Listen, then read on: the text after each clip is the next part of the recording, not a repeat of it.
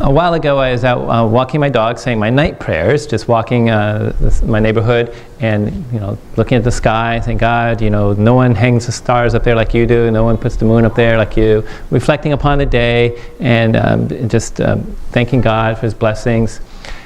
And then a thought popped in my head. It's kind of out of nowhere. It said, "Trust me." So, trust me. Well, immediately what popped in my head there, I thought about, was the divine mercy.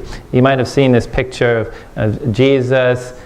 St. Faustina had this vision of Jesus with the red and blue, or red and white light streaming from Him, and underneath is the words, "Jesus, I trust in you." So that came to mind as an invitation from the Lord to trust Him. I also thought of when I was a teenager, and the thought popped in my head in high school. It said, "Be a priest," and I immediately responded without even thinking. I said back, "No." I was a teenager, and no, I didn't want anyone telling me what to do. I'm a teenager. So at this time, I thought, no, I'm a little more grown up, a little more mature. So yes, I trust you. Trust me. Yes, Lord. Unconditionally, I trust you. Just I trust you. Whatever you want, I trust you. So that night, I walked my dog, went home, and went to bed. A few hours later, the phone rang. It was the hospital. A member of our parish was dying, Jesus Torres, the father of Ken Torres. And so I went to Florida East Hospital, and there all the family was gathered, and we prayed and commended him to God. And I was glad I could be there for him, to commend him to the Lord. Went back home, went back to bed. The next morning was Sunday. Sunday morning, I had Mass at 8:30 at Sunday morning Mass. And then this Mass I had a break because another priest was coming, San Pedro priest was coming, and I had the Spanish Mass. So I had first Mass, third Mass, and a break in the second Mass. Well, in the second Mass, just before it began, Deacon Felix walked in and said, "They need a priest at the hospital." I said, "Well, I was just at the hospital." He says, No, different hospital. And this was Nemours Hospital in Lake Nona, and a boy was dying. So I said, "I think I can go, I can make it, I'll be back. Don't start the Spanish Mass without me." So I took off, and I was able to get there, visit with the family, and pray with them, commend this boy to the Lord, and then come back and made it back okay for the Spanish Mass. Now, what was unusual about all this is I never get calls. Rarely get calls at night, and rarely 2 calls. Never. I've been a priest now for 20 years. As of last week, I was ordained for 20 years. And you might be thinking, "Wow, Father, you look really young for being ordained 20 years. And that's because I was ordained after my first communion. Okay. 20 years, I've never had 2 calls to the hospital, 2 different hospitals in less than 12 hours. Really unusual, and it made me think of that. Trust me. As well. Unusual things, unusual times, but trust the Lord. Trust me. Okay.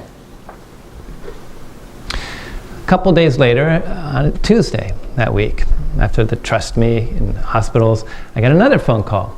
And I was sitting down in a meeting, phone call, caller ID came up, and it was not the hospital. This time, it was the bishop. I said, "Well, I better take this call." So stepped out, took the call, and said, "Yes, Bishop, what can I do for you?" He says, "David, who do you know might be able to take your place at St. Maximilian Kolbe?" That was a shock, just out of nowhere. I said, "I'll get back to you, Bishop. Let me get back to you." So I sent him the names in a couple of days, and kept in conversation with the bishop's office, trying to find out what's going on. But in the meantime, just kept doing the work of the parish, of making up budgets and goals for the coming year. Our plans for our first communion were coming together, and so just the life of the parish, visiting the sick, the hospitals, preaching, all this, continuing that work. On one Friday, my day off is Friday. One Friday I was at the movies. I was watching the movie Star Trek. It was opening day, and there's a big climactic scene. Spoiler alert. The Enterprise was boldly going where no one had gone before, into disintegrating, and the Earth's atmosphere was falling, and it was the end of the world, and Captain Kirk was trying to save the Enterprise, and people were flying all over the place, and it was this very dramatic scene, and all of a sudden my phone rings. And it buzzes. I had it on a buzzer in a movie theater, and it was the bishop. He can wait. Have to see how this turns out. So after Captain Kirk saves the Enterprise and the universe, then afterward, I picked up the phone and called Bishop. Yes, Bishop, what can I do for you? He says, well, David is settled. We're moving you. I'm moving you to another parish. I'm moving you to Oviedo. The pastor at Most Precious Blood is moving to Miami. There's an empty space. I need you there, so I'm moving you there. Okay. Whatever you like, Bishop, I'll go there. Okay. He said this would be effective July 1st. It'd be July 1st.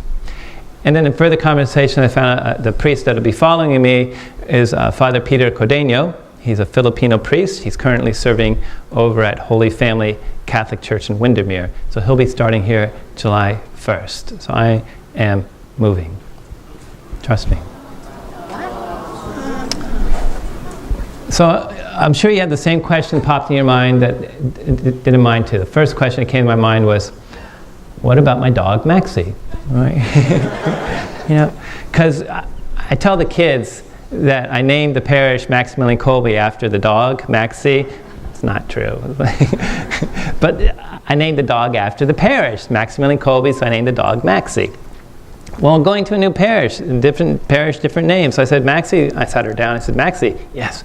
And I said, Maxie, she's waving her tail, and I said, Maxie, going to a new parish. Okay, she's waving her tail. And I said, we're going to have to, change your name to a new name. She's like, what? And I said, so it's Most Precious Blood, so what do you think? Blood, call you Blood, all right? Well, it'll be really cool. We'll get you a black leather-studded collar, a Harley-Davidson leash. We'll get you a headscarf with a skull and bones on it. We'll get you a tattoo teardrops for every squirrel you catch. So the tail's going slower and slower, and it stops.